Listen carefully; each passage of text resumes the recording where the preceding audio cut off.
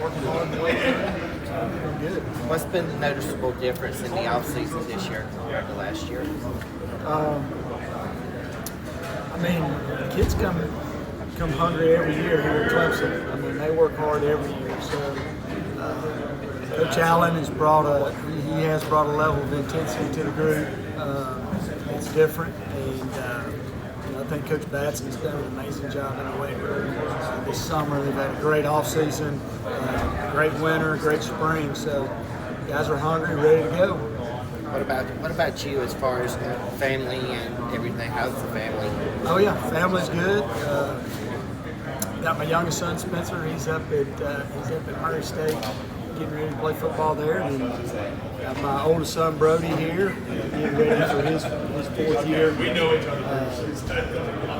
At Clemson, long snapping, punting. It's good. Tell me about just Ronan Hannafin's familiarity with the defense. Just more. Yeah, Ronan moving over from receiver last year just kind of got thrown in there and had not played a lot of defense. The spring has been really, really good for him. Even last fall was really good for him just to learn defense, get back into it. I mean, he was a great defensive player in high school, so it's not like he's never played defense before. But coming in the spring, learning coach's new system defensively has just been really, really good for him. And then, he's getting better every single day with it. Mentally, physically, he's a freakish athlete. He can run, jump, hit. He's got great size. He's got all the physical attributes. He can run with anybody, can cover.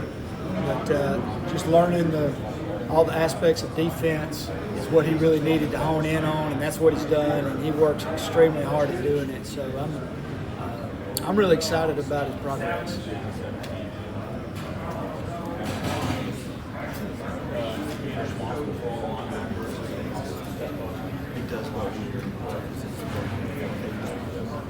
What does it look like for you guys as a defense preparing for a big week one game like at LSU? Is there something that you guys are kind of sticking with as far as preparing for that game, or what's it kind of look like around here? Well, it all starts the same. I mean, that's game one. It all starts the same in our preparation. We just have to,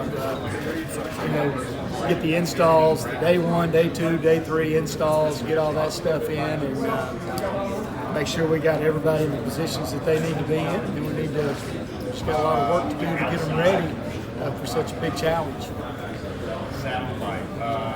How do you replace RJ, I guess?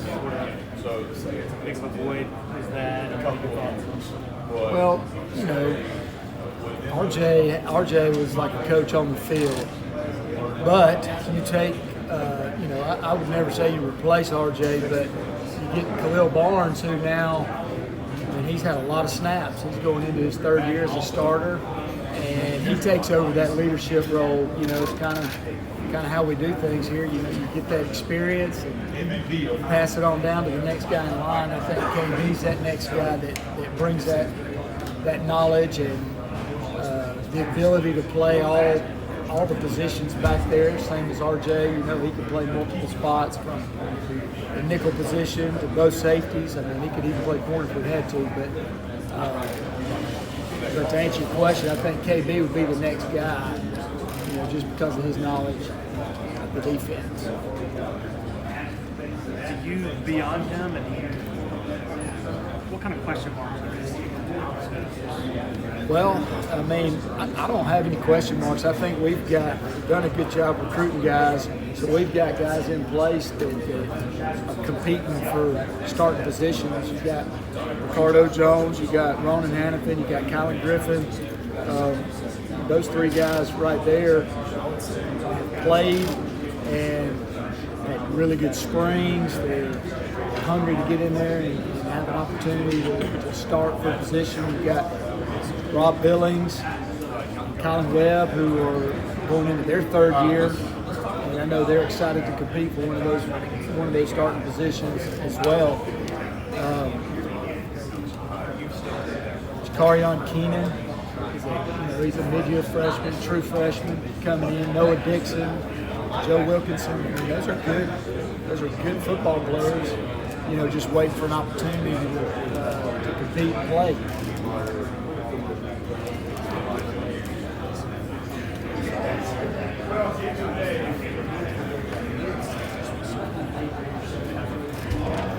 So you don't share that belief that there are. You don't think there's as many questions as some others, I guess, on the outside. Just looking at it. Well, I mean, those guys got to come in and they got to do it. That's for sure. I think they're good football. I think we got some good football players. You got to prove it on the big stage, and there's no bigger stage than playing for Clemson. So those guys have got to come out and prove it. But those kids have the ability to do it, and to do it at a high level. They got to come in and do it. And those guys have put in the work. I mean, those guys have been working hard in the off season, preparing for their moment. Shoot, those guys were working hard, as backup players in the past to prepare for this moment. I mean, it's a big stage, and it's not an easy transition, but I feel like we got the pieces to do it, and to do it at a high level.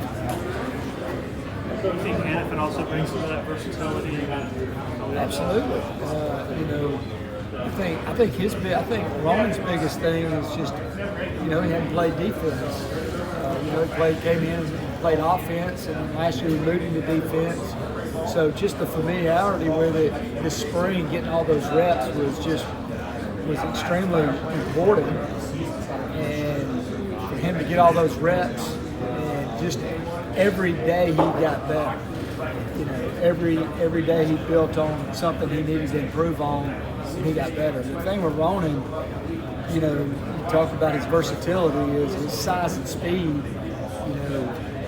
kind of reminds you of Tanner Muse type guy, because he's a big physical safety. He'll come downhill and hit, and he can run. He's got great speed, and he works extremely hard to learn the defense and to play at a high level. He's hungry and wants to play at a high level. As is Ricardo Jones and Kyle Griffin.